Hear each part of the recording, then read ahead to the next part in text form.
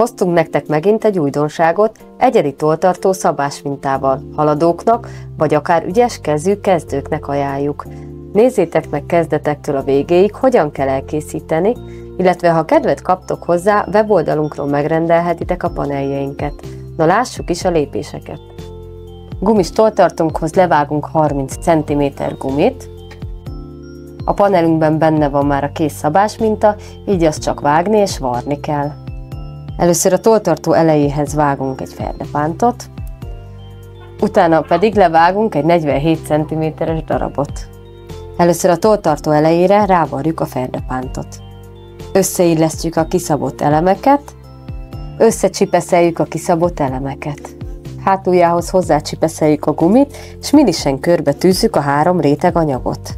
A guminál a varrást duplán megerősítjük, a ferdepántot kihajtogatott állapotban összevarjuk, a ferdepántot cipészár segítségével körbe tűzzük a hajtás vonalában. Színoldalára visszahajtom a ferdepántot, és milisen letűzöm. Látogass el weboldalunkra www.kreativkütyülde.hu.